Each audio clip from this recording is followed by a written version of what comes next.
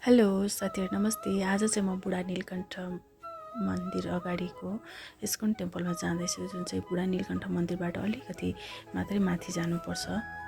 हामी चाहिँ बुढा नीलकण्ठ हुँदै इस्कन टेम्पलमा पुग्यौँ। त्यहाँको दृश्य यति रमाइलो थियो नि। झन् त्यहाँभित्र पसिसकेपछि त यति आनन्द आउँछ नि। त्यो सबै मन्दिरहरू, त्यहाँको वातावरण नै यति मन आनन्द आउने छ नि। अनि त्यहाँ गोपिनीको टिका पनि लगाइदिनु हुन्थ्यो। हामीले गोपिनीको टिका पनि लगायौँ। त्यसपछि यति राम्रो ठाउँ छ कि जहाँ गएपछि भिडियो नबनाइकन त बस्ने कोही पनि सक्दैन होला कि। म पनि भिडियो बनाउँदै थिएँ, अनि मेरो छोराले चाहिँ पुरै डिस्टर्ब गर्छ कि जहाँ गए पनि मलाई बनाउनु दिँदैन। भिडियो बनाइसकेपछि हामी भित्र पस्यौँ। त्यहाँनिर प्रवचन हुँदै थियो। प्रभुजीले प्रवचन दिँदै हुनुहुन्थ्यो। अनि मन्दिर यति राम्रो कि म वर्णन गर्न नै सक्दिनँ। यति रमाइलो, यति आनन्द।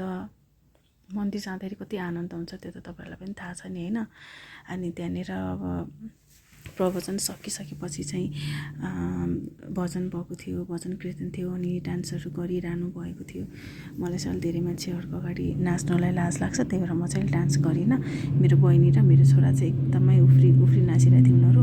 म चाहिँ उनीहरूको भिडियो बनाइदिएको थिएँ अनि भिडियोहरू खिचिरहेको थिएँ। एकदमै रमाइलो भयो मलाई पनि।